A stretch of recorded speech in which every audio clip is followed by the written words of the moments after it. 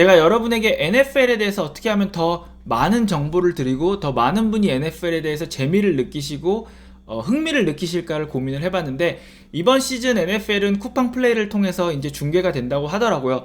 그럼 여러분이 쿠팡 플레이를 통해서 이제 NFL 중계를 보실 때 어떻게 하면 더 재밌게 볼까를 고민을 해봤습니다. 매주 2주의 NFL을 하면 여러분이 NFL 기록이라든지 각 선수의 이름에 대해서 조금 더 친숙해지지 않을까, 그런 생각을 해봤습니다. 모든 16경기를 제가 다 요약해드릴 수는 없지만 한 4-5경기 정도 요약을 해드리고, 나머지 경기들은 결과라든지 주요 기록을 여러분께 얘기를 해드리면 그 다음 주에 여러분이 보실 때 조금 더 흥미가 생기고 재밌지 않을까, 그런 생각을 해봤습니다. 여러분, 제가 여러분께 드리는 정보는요, 뭐 특별히 힘들게 구한 정보는 아니고요. 여러분이 NFL.com 혹은 footballreference.com 그런 사이트에 가시면 뭐 ESPN.com이라든지 블리처 리포트, The Athletic 이런 곳에 나와 있는 자료들을 제가 모아서 정리한 거지, 제가 뭐 딱히 뭐 열심히 찾거나 그런 건 아닙니다. 자, 오늘 첫 번째로 다뤄볼 경기는요, 템파베이와 애틀랜타 팔콘스의 경기입니다. 템파베이가 48-25로 이긴 경기인데요, 이 경기는 역시 톰 브래디의 무지막지한 그런 위력을 감상할 수 있었던 경기입니다. 자, 만으로 44세임에도 불구하고 여전히 위력적인 모습을 보여주고 있는 톰 브래디의 그런 경기였습니다. 템파베이는요, 지난 시즌 플레이오프 포함해서 9연승이었고요. 그 9연승을 모두 30점 이상 득점하는 가공한 공격력을 보여줬습니다. 이는 NFL 타이 기록에 해당되는데요. 템파베이가 얼마만큼 계속해서 이런 가공한 공격력을 보여줄지 기대가 되는 점입니다. 톰 브래디는 커리어에서 8번째로 터치다운을 5번 이상 기록하는 경기를 기록했는데요. 드류 브리스의 11번, 페이튼 매닝의 8번에 이은 역대 3번째 기록이기도 합니다. 자, 공격에서 마이크 에반스와 그론키가 각각 2개의 터치다운을 성공한 템파베이는요, 수비수인 마디크 에드워즈 역시 2개의 인터셉션을 모두 터치다운으로 연결시키는 그런 진기한 기록을 했습니다. 그래서 공격수 2명, 수비수 1명이 터치다운 2개씩을 기록하는 그런 경기가 되었습니다. 2019년에 데뷔한 마이크 에드워즈는요, 33경기를 뛰면서 아직까지 수비 인터셉션 터치다운이 한 경기도 없었지만 이번 경기에서는 한 경기에 수비 인터셉션 터치다운을 2개를 기록했습니다. 자, 애틀랜타 팔콘스의 쿼터백인 맷 라이언은요, 300야드 이상을 기록한 경기 중에 36번을 패배했는데요. 이는 드류 브리스의 41번에 이은 역대 2번째 기록이라고 합니다. 그리고 이 경기를 통해서 다시 한번 주목받은 것은 브래디 그론키 커넥션인데요. 브래디 그론키, 터미 그론키 커넥션은 이번 경기를 통해서 총 102개의 터치다운을 성공시키면서요, 페이튼 매닝과 마빈 해리슨의 114개에 이은 역대 2번째 쿼터백과 리시버의 터치다운 기록을 세우게 됐습니다. 그론키 같은 경우는요, 커리어상 23번째 2개 이상의 터치다운을 기록하는 경기를 기록하면서 타잇 엔드 포지션 중에는 가장 많은 멀티 터치다운 경기를 기록했습니다. 그리고 지난 시즌 플레이오프 포함해서 지난 시즌부터 5경기 연속으로 2개 이상의 멀티 터치다운 경기를 기록하기도 했습니다. 두 번째로 살펴볼 경기는요, 캔자스시티와 볼티모어의 경기입니다. 35-36으로 볼티모어가 극적으로 역전승에 성공한 경기인데요. 볼티모어는 지난주 라마 잭슨이 입단한 이후 처음으로 오프닝 경기를 패배했지만 두 번째 경기에서 캔자스시티를 이기면서 분위기를 반전시키는 데 성공했습니다. 캔자스시티 같은 경우는요, 2016년 위크 2 이후 처음으로 9월에 패배를 한 거고요. 패트릭 마홈스 개인으로서도 2016년 이후 첫 9월 패배라고 합니다. 라마 잭슨은 오늘 경기에서 9번째로 100야드 패스 그리고 100야드 러쉬를 기록했는데요. 이는 8번을 기록한 마이클 빅을 제치고 역대 쿼터백 중 가장 많은 100야드 이상 패스, 100야드 이상 러싱을 한 경기에 기록한 선수가 되었다고 합니다. 볼티모어는 라마 잭슨의 활약으로 2019년 이후 팀 러쉬 기록이 200야드 이상을 기록한 게 16번째인데요. 이는 NFL에서 가장 많은 기록이고 2위는 9개로 이 격차가 상당히 큽니다. 그리고 라마 잭슨은 이 경기에서 쿼터백으로는 최단 경기 3000야드 이상 러시야드를 기록하는 쿼터백이 되기도 했습니다.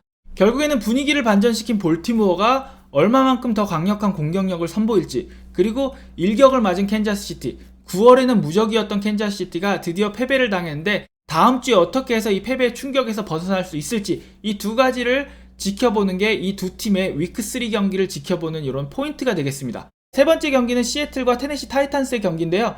30-33, 33-30으로 테네시 타이탄스가 승리했습니다. 이는 24-9, 하프타임이 끝난 상태에서 24-9의 점수차를 테네시 타이탄스가 뒤집은 건데요. 시애틀로서는 전반전이 끝나고 이렇게 큰 점수차로 이기고 있던 경기를 뒤집혀서 진 게 2015년 위크 6 이후 처음이라고 합니다. 약 6년 만에 처음 겪는 충격적인 패배였습니다. 시애틀의 쿼터백인 러셀 윌슨은 이 경기에서 343야드의 패스를 기록하고 터치다운 2개를 기록하면서 본인 개인 기록으로는 굉장히 좋은 기록을 세웠습니다. 그리고 쿼터백 레이팅도 128.8을 기록했습니다. 다만 시애틀이 하지 못했던 거는 킹 헨리, 데릭 헨리의 러싱을 막지 못한 거였습니다. 2019년 이후 리그 최고의 러닝백인 데릭 헨리는요, 이번 시즌에도 굉장한 엄청난 기록들을 세워가고 있는 그런 러닝백입니다.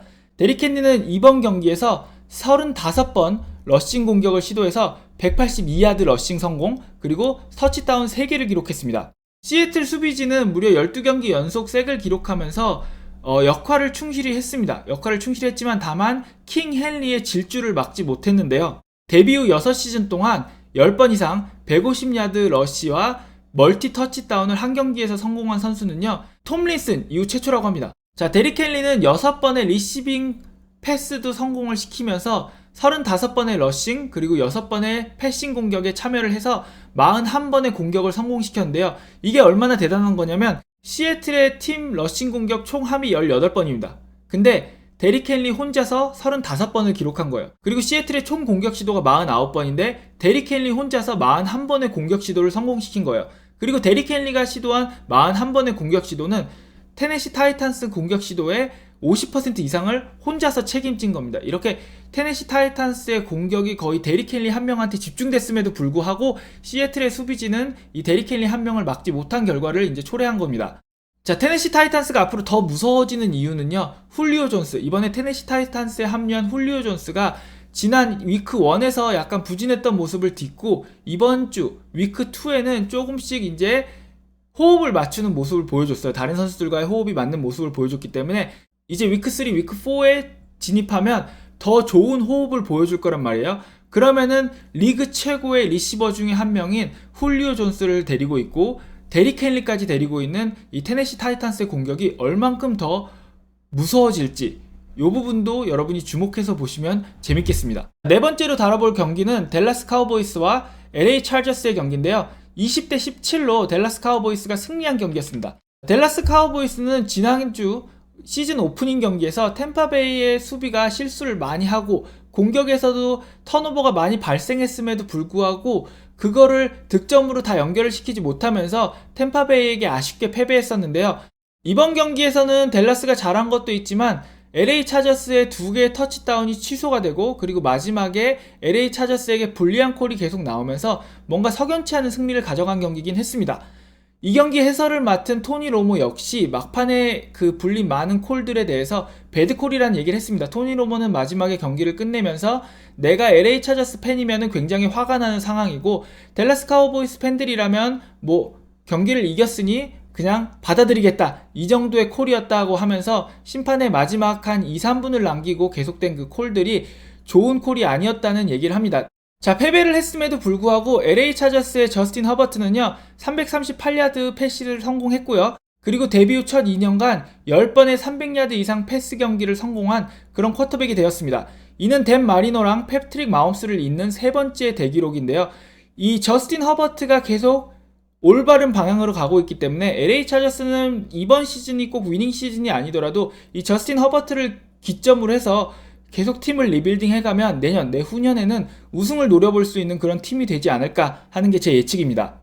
저스틴 허버트는 이 경기를 통해서 또 한 가지 기록을 더 세웠는데요. 데뷔 후 17경기 만에 5000야드의 패스야드를 기록하면서 이 기록 역시 패트릭 마홈스 이후 최초의 기록입니다. 그래서 저스틴 허버트, LA 차저스의 팬들은 저스틴 허버트의 이름을 계속 패트릭 마홈스랑 비교를 하는데요.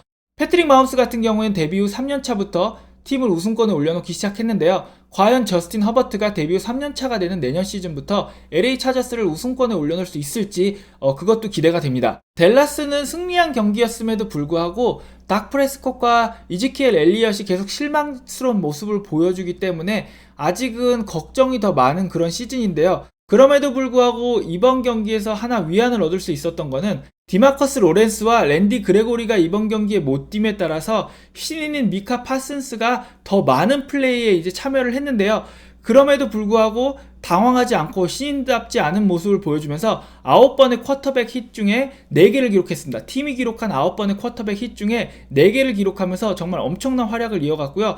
4쿼터에서는 가장 결정적인 순간에 저스틴 허버트를 쐐하면서 팀의 승리를 가져오는 그런 플레이를 보여줬습니다. 위크 2에서 수비수가 기록한 4개의 쿼터백 힛은요, 맥스 크로스비 다음으로 두 번째로 많은 쿼터백 힛이고요. 33.3%의 패스러시 윈 레이트랑 90.8%의 패스러시 그레이드는요, LA 램스의 최고의 수비수라는 LA 램스의 도널드 다음으로 높은 기록입니다. 앞으로 이 팔슨스가 중심이 되는 이 댈러스의 수비가 얼만큼 더 발전할지도 기대가 되는 부분입니다. 자, 마지막으로 살펴볼 경기는 클리블랜드와 휴스턴의 경기인데요. 이 경기는 31대 21로 클리블랜드가 승리한 경기입니다. 베이커 메이필드는 21번의 패스 시도 중에 19번을 성공시켜서 90.47%의 성공률을 보여줬고요. 213야드의 패스 야드를 기록했습니다. 터치다운을 하나 기록하긴 했지만 인터셉션도 하나 기록했기 때문에 뭐 그렇게 뛰어나게 잘했다라고는 할 수 없는 경기였지만 그래도 팀의 승리를 이끌었습니다. 자, 휴스턴 텍사스는요, 왓슨이 계속 뛰지 못하는 상황이 이어지면서 타이러드 테일러가 주전으로 나왔는데 이 경기에서 타이러드 테일러가 햄스트링 부상을 당해서 다음 주에 Thursday Night Football에 나오지 못하게 되었습니다. 그럼에도 불구하고 휴스턴 텍산스는 왓슨을 쓰지 않겠다라고 얘기를 했습니다. 그래서 다음 주 Thursday Night Football은 신인인 데이빗 밀스가 주전 쿼터백으로 나올 예정입니다.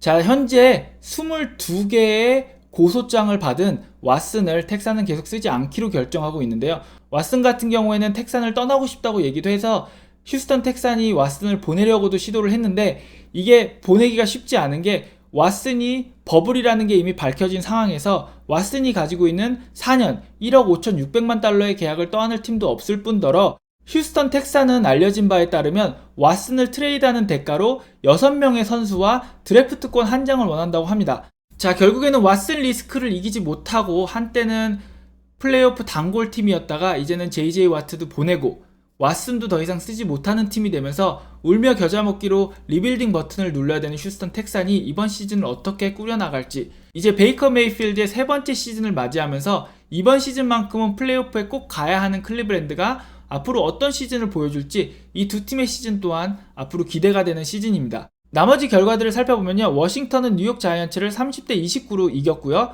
그리고 뉴잉글랜드 패트리어스와 뉴욕 제츠의 경기는 25대 6으로 뉴잉글랜드가 이겼습니다. 덴버와 잭슨빌 제거와의 경기는 23대 13으로 덴버가 이겼는데요.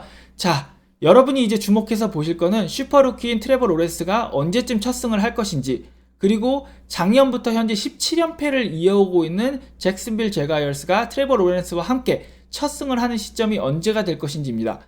버팔로 빌스와 마이애미 돌핀스의 경기는요, 35대 0으로 버팔로 빌스가 승리했고요.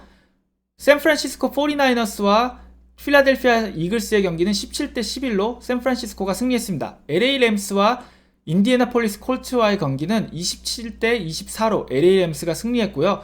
오클랜드와 피츠버그의 경기는 26대 17로 오클랜드가 승리했습니다. 시카고 베어스와 신시내티의 경기는 20대 17로 시카고 베어스가 승리했고요. 캐롤라이나 팬더스와 뉴올리언스 세인츠의 경기는 26대 7로 캐롤라이나 팬더스가 승리했습니다.